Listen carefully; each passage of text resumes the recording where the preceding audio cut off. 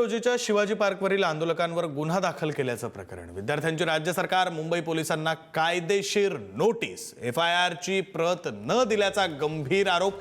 कलम 35च्या गैरवापराचा विद्यार्थ्यांकडून आरोप करण्यात आलाय. 24 तासात माहिती न दिल्यास उच्च न्यायालयात जाणार. आंदोलनातील पोलीस कारवाईवर विद्यार्थ्यांनी प्रश्न उपस्थित केलेले आहेत. 20 जुलै रोजी शिवाजी पार्क इथं झालेल्या विद्यार्थी आंदोलनानंतर मुंबई पोलिसांच्या कारवाई विरोधात विद्यार्थ्यांनी आता राज्य सरकार आणि मुंबई पोलिसांना कायदेशीर नोटीस बजावलेली आहे. आंदोलनकर्त्या विद्यार्थ्यांना बेकायदेशीरपणे ताब्यात ठेवून FIR ची प्रत न दिल्याचा आणि भारतीय नागरिक सुरक्षा संहितेच्या कलम 35चा गैरवापर केल्याचा आरोप नोटीसमध्ये करण्यात आलाय. 24 तासात मागितलेली माहिती न दिल्यास उच्च न्यायालयामध्ये धाव घेण्याचा इशारा सुद्धा विद्यार्थ्यांनी दिलाय. विद्यार्थ्यांच्या वतीने ॲडव्होकेट सागर देवरे यांनी ही नोटीस बजावलेली आहे.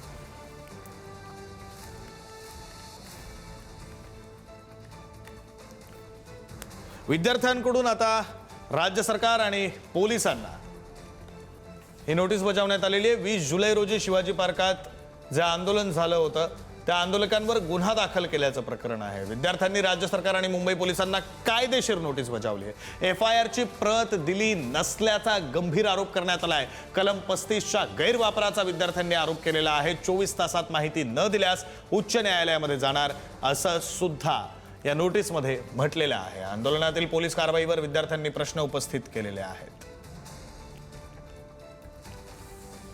आंदोलनकर्त्या विद्यार्थ्यांना बेकायदेशीरपणे ताब्यात ठेवून FIR ची प्रत न दिल्याचा आणि भारतीय नागरिक सुरक्षा संहिता कलम 35चा गैरवापर केल्याचा आरोप या नोटीसमध्ये करण्यात आलेला आहे. 24 तासात मागितलेली माहिती दिली नाही तर उच्च न्यायालयामध्ये धाव घेणार असा इशाराही विद्यार्थ्यांनी या नोटीसच्या माध्यमातून दिलेला आहे. तर विद्यार्थ्यांच्या वतीने ॲडव्होकेट सागर देवरे यांनी ही नोटीस बजावलेली आहे.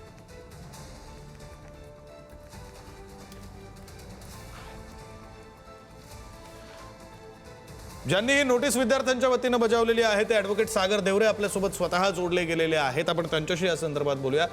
सागरजी, स्वागत आहे आपल्या पुढारी न्यूजमध्ये. पहिला प्रश्न, आधी तर ही नोटीस काय आहे, ती कशा प्रकारे बजावलेली आहे, त्याचे परिणाम काय होऊ शकतात, हे सविस्तरपणे सोप्या शब्दात आपल्याकडून समजून घ्यायचं आहे. सागरजी.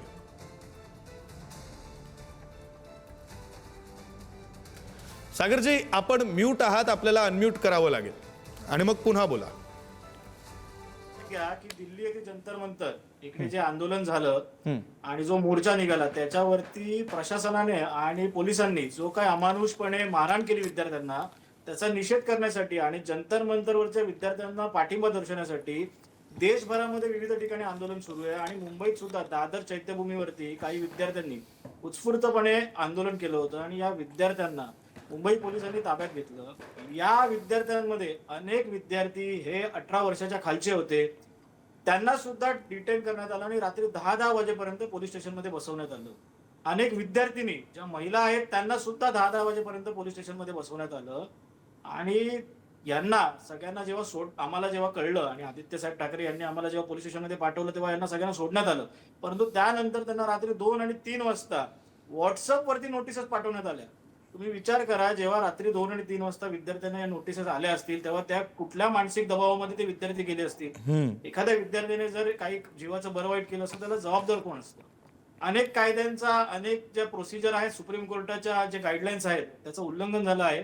आणि याच्यासाठीच आम्ही ही कायदेशीर नोटीस 2 विद्यार्थी जे या सर्व विद्यार्थ्यांना रिप्रेझेंट करतात त्यांच्या वतीने पाठवलेली आहे. बरं, या नोटीसचा अर्थ नेमका काय घ्यायचा? म्हणजे कोणत्या प्रकारची कारवाई केली जाऊ शकते संबंधित पोलिसांवर ज्यांनी FIR दिली नाही? राज्य सरकारला सुद्धा नोटीस पाठवण्यात आलेली आहे. कारवाई काय होऊ शकते या नोटीसमधून? मुळात काय आहे की 24 तासाच्या आत गुन्हा नोंद झाल्यानंतर FIR ही ऑनलाईन पब्लिश करणं गरजेचं होतं. परंतु काल संध्याकाळपर्यंत ही FIR पब्लिशच झाली नव्हती. आम्ही नोटीस बजावल्यानंतर आणि संबंधित अधिकाऱ्यांना संपर्क केल्यानंतर या सगळ्या 9च्या 9 FIR या पब्लिश करण्यात आलेल्या आहेत. आणि तुम्ही विचार करा, 9 FIR या विद्यार्थ्यांवरती केलेल्या आहेत. शांततेने मोर्चा काढला, शांततेने निदर्शनं केलीत म्हणून 9 FIR आज मुंबईमध्ये रजिस्टर्ड झालेले आहेत. शेकडो विद्यार्थ्यांवरती हे गुन्हे नोंद झालेले आहेत. आणि या सगळ्या FIRचा आता आम्ही संपूर्णपणे अभ्यास करून माननीय उच्च न्यायालयामध्ये या विरोधात जी पोलिसांनी कायदेशीर कारवाई केलेली आहे, जी बेकायदेशीर आहे त्या सर्व कायदेशीर त्या सर्व प्रक्रियेच्या विरोधात आम्ही उच्च न्यायालयामध्ये याचिका दाखल करणार आहोत. सागरजी, FIR ची कॉपी आता पब्लिश केलेली आहे असं आपण म्हणताय. 9 FIR आहेत असं आपण म्हणताय. कोणकोणती कलमं आहेत, कोणकोणत्या कलमांच्या अंतर्गत या विद्यार्थ्यांवर कारवाई केल्याचं पोलिसांनी म्हटलेलं आहे, काय गुन्हे दाखल केलेले आहेत, आता हे तपशील समोर आले असते?